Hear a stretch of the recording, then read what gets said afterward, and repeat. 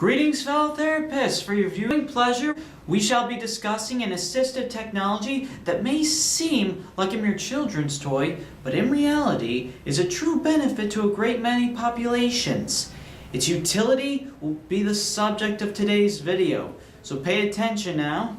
With me, who will be assisting me in this video, is Erin McCarthy, and who shall be taking lead for the time being. Many people use putty as just something to play with, but in reality it can be used as a piece of assistive technology. We have 3 examples today of how someone can use putty in their everyday life and through recreation.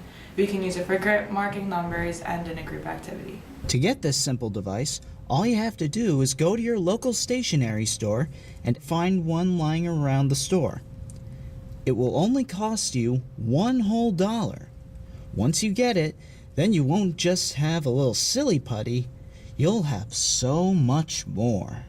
We are going to demonstrate how putty can be used in a leisure activity. For this activity, the participant will unravel the ball of yarn and start to tell a story. When the participant feels the putty, that means the next color of the yarn is about to start, and the participant will pass it to the next person so they can keep the story going.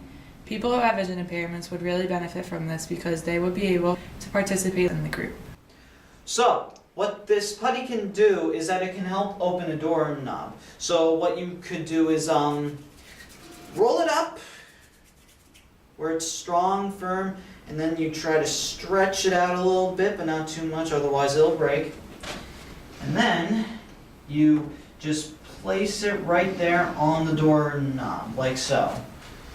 So what it'll do is that'll keep my hands stick and firm, and it'll help me open the door like so. Now, the nice thing about it is that, as you can see from the marks right here, is that my fingers were pretty stuck onto the knob and by extension the putty. Okay, another use for the putty is that you take a piece off, alright? And for those that have problems with memory or having trouble with delayed recall or immediate recall, what people can do if they were using, like, say, their television or, in this case, laptop, you take a piece of silly putty, small piece, and for important functions, you just place it right on the keyboard. That will help people with memory impairment to remember their most important functions on a keyboard. So, in conclusion, there are many low-tech assistive devices around us every day. You just have to think outside the box. Like, who would think to use silly putty as a way to open a door?